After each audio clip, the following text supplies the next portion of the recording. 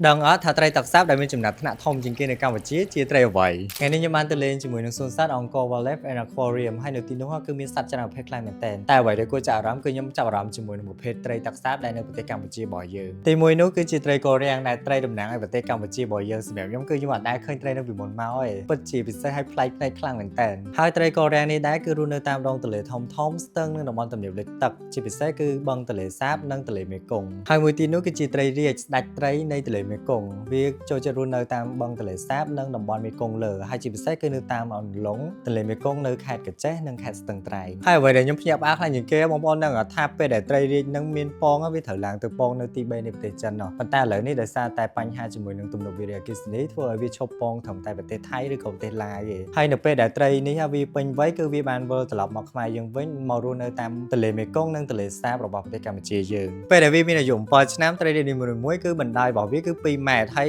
ទម្ងន់របស់វាមានចាប់ពី150គីឡូទៅដល់200គីឡូក្រាមបច្ចុប្បន្ននេះត្រីរាជកំពុងតែឈានទៅរកការផុតពូជនិងហាមឃាត់ការនេសាទទិញលក់តាំងពីសម័យសង្គមរាស្ត្រនិយមមកម្លេះហើយបើយើងមើលទៅលើចម្លាក់នៃអញ្ចឹងប្រាសាទដែលមានអាយុកាលរាប់ពាន់ឆ្នាំគឺបានបង្ហាញថាត្រីរាជនិងត្រីកូរ៉ាំងនេះគឺពិតជាសម្បូរជាងពេលបច្ចុប្បន្ននេះឆ្ងាយណាស់ហើយត្រីទាំងពីរនេះជាប់ចំណាត់ថ្នាក់ត្រីធំជាងគេក្នុងចំណោមត្រីទឹកសាបទាំង3នៅកម្ពុជារបស់យើងគឺមានដូចជាត្រីកូរ៉ាំងត្រីរាជនិងត្រីបបែយ័កទឹកសាបហើយបន្ទាប់ពីបានបញ្ចប់ការទស្សនាត្រីទឹកសាបឥឡូវយើងឈានទៅមកកន្លែងទៀតគឺ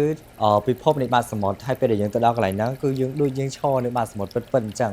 គឺត្រីគឺហែព័ទ្ធជុំវិញមើលទៅគឺស្អាតខ្លាំងមែនតើបន្តមកទៀតយើងទៅកន្លែងមួយទៀតផ្ទះរបស់សត្វល្មូនហើយនៅទីនេះគឺគេដាក់តាំងបង្ហាញពស់ជាច្រើនប្រភេទមែនតើយើងអាចមើលទៅតាមដំណាក់កាលបានហើយពស់ដែលគេដាក់តាំងបង្ហាញនៅហ្នឹងគឺមានខ្លះខ្ញុំធ្លាប់ឃើញហើយខ្លះទៀតខ្ញុំលើតែឈ្មោះហើយវាមានច្រើនប្រភេទខ្លាំងមែនតើបើអ្នកដែលគាត់ខ្លាចពស់វិញធានាថាព្រឺរោមហ្មងព្រោះវាជាប្រភេទពស់ពិតតែម្ដងបន្ទាប់ពីបានបញ្ចប់នៅកន្លែងទស្សនាពស់ហើយឥឡូវយើងទៅកន្លែងមួយទៀតគឺជាកសិដ្ឋានកពើពេលដែលខ្ញុំទៅដល់ភ្លាមខ្ញុំឃើញកពើគឺខ្ញុំស្មានថាជាថ្មតាមពិតវាជាកពើមែនតែប៉ុន្តែវានៅស្ងៀមដូចថ្មអញ្ចឹងនិយាយទៅញាក់សាច់ប្រហើយកពើហ្នឹងហើយកន្លែងកសិដ្ឋានកពើនេះដែរគឺជាកន្លែងចុងក្រោយសម្រាប់ការដើរទស្សនានៅក្នុងសួនសត្វថ្ងៃនេះដូចនេះក៏ដល់ពេលវេលាដែលខ្ញុំត្រូវបញ្ចប់វីដេអូអរគុណពុកម៉ែបងប្អូនទាំងអស់គ្នាសម្រាប់ការតាមដានទស្សនាវីដេអូមួយនេះហើយខ្ញុំសង្ឃឹមថាវីដេអូមួយនេះនឹងធ្វើឲ្យពុកម៉ែបងប្អូនទទួលបាននូវអារម្មណ៍ប្លែកដែលពេលដែលបានឃើញនៅប្រភេទសត្វផ្សេងៗហើយខ្ញុំក៏ជឿថាពុកម៉ែបងប្អូនខ្លះគឺគាត់ពិតជាពុំធ្លាប់បានឃើញសត្វនេះផ្ទាល់ៗដូចខ្ញុំអញ្ចឹងដែរហើយបើសិនជាបងប្អូនកំពុងតែស្វែងរកពូកគេងកុំភ្លេចពូកសុខភាព MCVP ដែលជាប្រភេទពូកស្តង់ដាររបស់ប្រទេសជប៉ុនជួយសម្រួលទៅដល់ការគេងជាពិសេសអ្នកដែលគាត់មានបញ្ហាឈឺចង្កេះឈឺខ្នង